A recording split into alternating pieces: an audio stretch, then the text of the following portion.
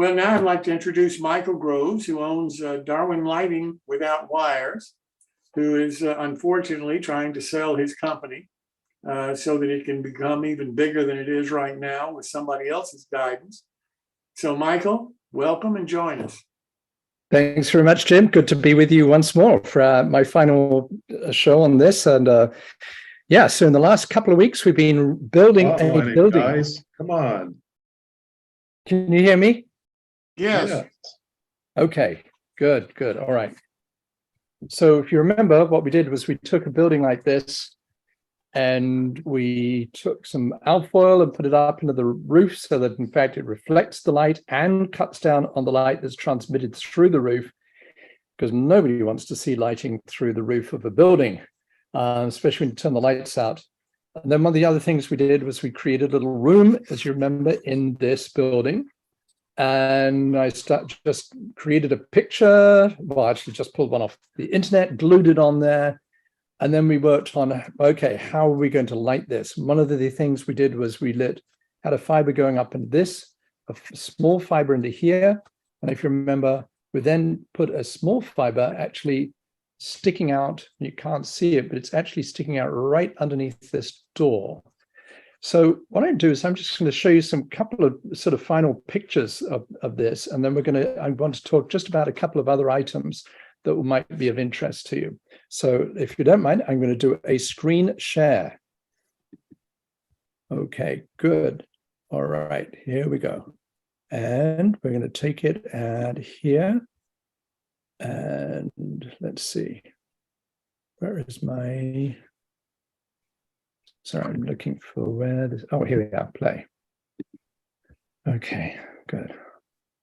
All right, so if you remember last week, we looked at how much light you need, and I was using a 1.5 millimeter fiber on this building, and you could see, actually, you just couldn't see anything inside it. It was just too much glare inside. And so if you remember, I took it down by about to 25%, which really almost was a 0.75 millimeter fiber. And now you can actually start to see some of the structure that's inside there in that little room that I just showed you. So, you know, the amount of light you put into a structure is really important as to what you really want to see. It's extremely easy to do the lighting. Now, I wanted to show you then, so this was the picture I showed you last week, where what I had done was I actually have then the light inside that room, but it also had a spotlight. And I had a spotlight on the outside, and all I did was just stick a fiber in at 45 degrees. Didn't do anything special to the fiber, just nipped it off as usual. And there I got my spotlight. Well, I decided to modify that. And so here's a different shot of that same building. And what I have is, so I have the light, instead of outside the building, I have it just inside. And that's why you can see quite a glow on that small window. But now you can see the glow from a single fiber that's over that door. So the door that's on, I don't know which side you're looking at, but anyway, it's on my right side. And all I did there was, if you remember, I stuck some foil underneath that overhang, just drilled a hole, stuck a fiber in, and voila, I've got the light. And just, you know, darkening it down a little bit, sort of, you know, so evening time or almost nighttime, you can get more of an idea of what it would look like. So it's extremely easy to light your buildings up in various different ways without spending much time on it. So that was really the building that we've had fun with, and that's because that's this little building here. So I'm just going to put that aside for a moment, and I want to talk about one other thing that I find that's tremendously important in modeling layouts, and that's having a good backdrop. And obviously this is not quite the same as lighting a building, but I think you can see those mountains back there. Well, I have to be very grateful that I actually have a wife who can do that sort of thing. I can ask her to put a tree in there, and within less than a minute or so, the tree will be in there looking just like it should, and the right sort of scale. It's unbelievably good. So I'm very, very fortunate to have somebody who can do that. But working on that so it doesn't look flat is really critical for sort of creating that depth. So I want to show you a couple of other pictures. Now, earlier on when we taught when I taught 2 weeks ago, I talked about a paper building. And interestingly, I put this up on our Fiber Guild, and I've had considerable interest in how do you light a paper building. So you may remember, I actually had this picture. I just got it off a CD. Somebody was selling them at a show, and I just pulled one off, and I said, okay, good. I'll take a look at how to light that. And I decided I'm not going to cut out the windows. I'm going to leave the windows completely intact. So what I did was, though, flip it over, and I put foil across the whole back surface. And you've seen me do foil, obviously, on that building that we just talked about. But the reason for that is very important, because paper is going to really show everything through, and you don't want to really see all the detail. All you want to see is the effect in the windows. So the foil does a very simple job. Gluing it on, very, very simple. Takes no time to do that, which is great. So the next thing, if you remember what I did, was I took some foam and I just cut out the window shapes. I decided to do that. And then I just really ripped into the foam and created channels, which my fibers are going to go into. So that's what you see there with the fibers. The blue things are actually just putty, which is holding the fibers in place while I glued them using a very tacky glue, which is, it sort of doesn't damage the fiber at all. And so what you can see is the fibers run up and sort of hit the top of that the little hole there of the window, because I wanted to make sure that the light looked as though it was coming from a ceiling light in that building. So, and then I collected the fibers, as you can see, down through a common channel and out through the base. And if you remember, that was the effect. So, and you can see the light is actually coming from the top, as though it looks as though there's a light in the ceiling of those rooms. So again, very, very simple to do. The other thing I didn't show you was, if you remember, I'll just go take you back to this picture. At the top, you see it says Todd Gillette Drum Company. And I thought, well, I wonder if I could do anything fun with that. Well, I made a bit of a mess of it, as you're going to see. And there it is. So actually, what I did was I actually put some fiber behind the piece of paper, stood it out a little bit from the wall, and now I've actually got a lit signage on the building. And all that is I just took 5 fibers, glued them together on a piece of wood, thin piece of wood, stripped them. In other words, I just used a Dremel tool and just used a sanding disc. I went zoop straight down and back along them. And actually, I've got too much light coming out on the right-hand side where the fibers come into it, and not quite enough on the left. So I need to modify that and work on it a bit. But it's kind of a fun thing to do. So I just wanted to leave you with some ideas of things you can do with lighting that's a little different from the normal. I'm going to jump out of that now. So stop sharing. Anybody got any questions for that before I just want to cover a couple of other things? Are you all having fun with your lighting? What do you do for your light source? So, okay, so my light sources, I have, this is one of them. So this is my lamp lighter, lamp lighter 2. So I have various different lamp lighters. This one's actually got a remote on it, so I can just turn it on, and there's my light coming out. There's a whole bunch of fibers I got stuck in here to show you a couple of things. I've got that. I do have a smaller one, and I'll just hold up this piece of paper. So I've actually got a lamp lighter 1. We got the 2, and right now the 2S is off the shelf. So we're having just some challenge on the manufacturing of that one, quite honestly. But the lamp lighter 1 takes half. Well, the lamp lighter 2 is double the capacity of the 1. And what it is it's a really high intensity LED bulb that's inside this box, and that has heat sinking in it so it doesn't get hot, and optics and electronics to make sure that it actually gets the light into the fiber. And that's the complex part, and that's the part we sort of developed and put together. Does that make sense? It does. How do you terminate it in a room? Like if you nip off where you want it to be, now you still have only a pipe. There's no globe on it or anything. Right. How do you do that? So all you do is, right, you don't actually need to have any, all you do is just cut the end of the fiber off and you've got your light. And your light is going to disperse from the end. But actually, you're asking a great question, because a customer came to me the other day and he said, do you know what I did? He said, do you see that?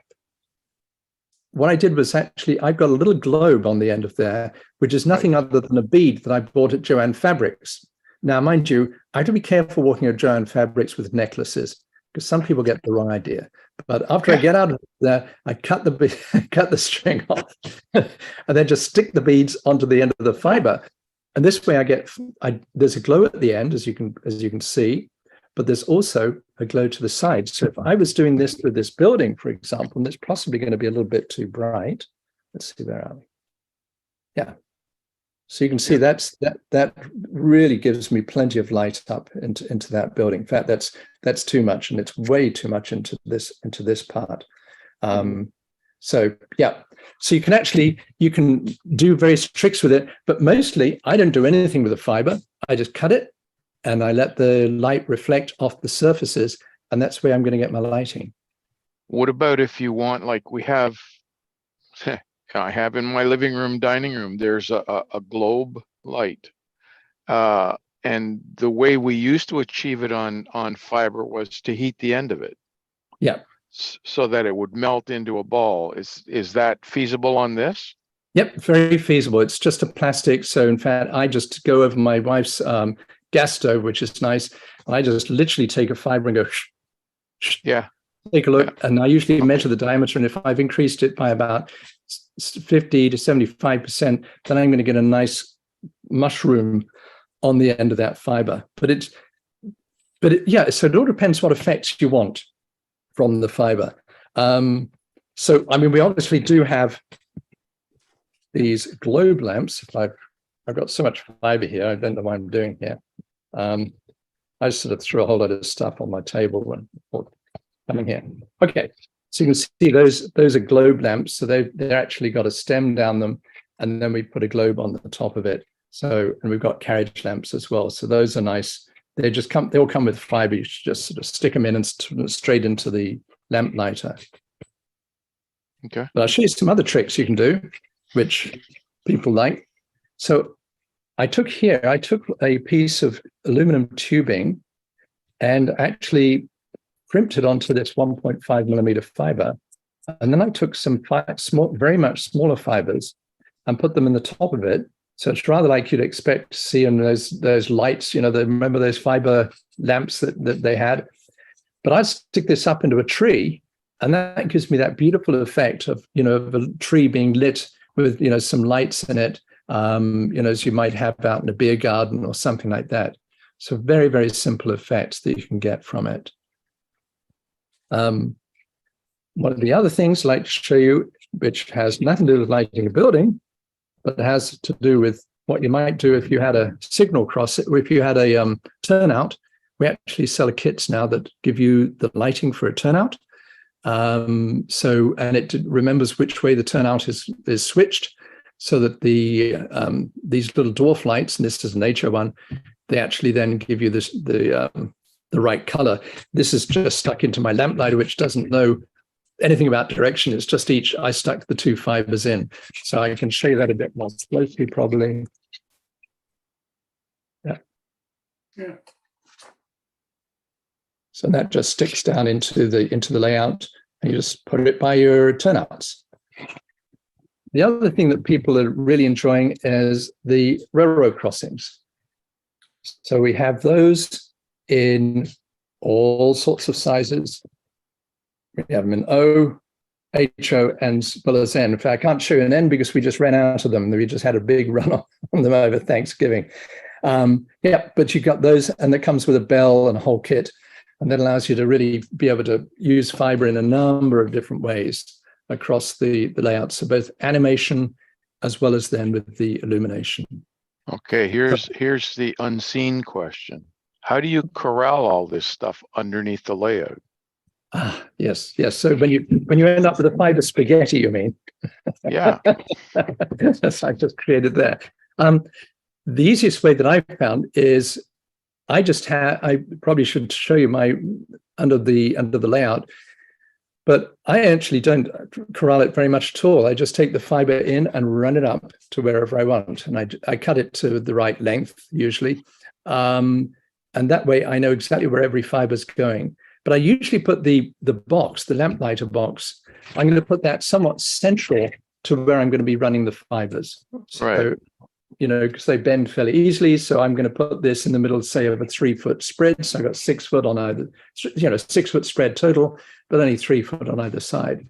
You can use what's called a split loom, or you can use heat shrink tubing just to stuff it down. Don't heat shrink it, but just, it's just a nice tube that's cheap to buy. Plenty of that stuff. So a number of different ways, particularly if you don't want to see it. Some people have asked me, well, shall I paint it black? And I went, oh, no, that's horrible. I hate painting. The easiest thing is just take the heat shrink tubing, stick it over it, and you're done.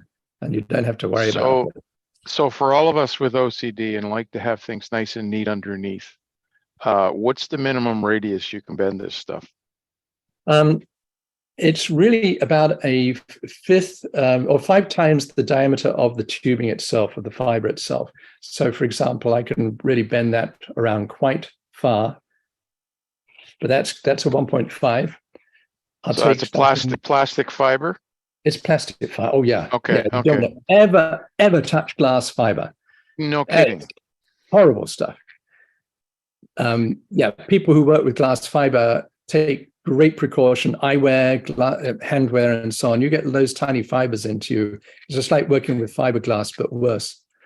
They're sort of like designed to shear into you. So I had somebody come up to me recently and tell me that. But let's take a smaller fiber, and with this fiber, I can actually tie a knot in it.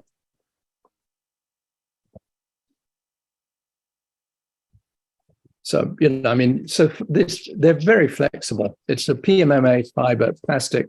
So, yeah, and you'll see on my website, I've got some blogs as well as on my video site where I talk about how to bend the fiber.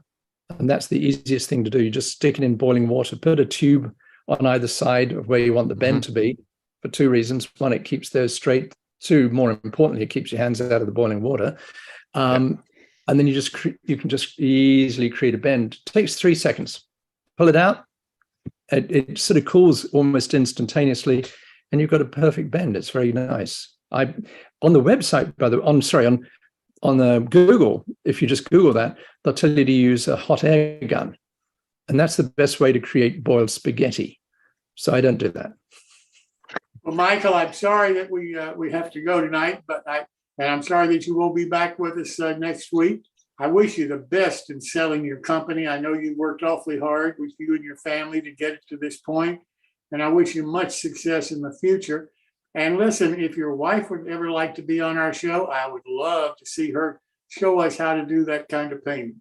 Oh boy, now she's in trouble, or I'm in trouble probably for that. Thanks very much, Jim. And by the way, our lamplighters are on sale for this coming week. If you buy a lamplighter and something else, you get 15% off instantly for it. That's cool. So that's great stuff. Jim, thank you. It's been really fun. I enjoy doing this stuff, as you can tell. And I hope the rest of you have enjoyed this time. And I'm sorry, I've got to go off to a Bible study that I run, and I've got people upstairs waiting for me. So I'm off and running. Sorry about that. Michael, thank you so very much. You really helped a lot of us understand what your product's all about. And for that, I really thank you. Thank you so very much, Jim. Okay, all the best to everybody. Merry Christmas, guys. You too. Bye-bye. Bye.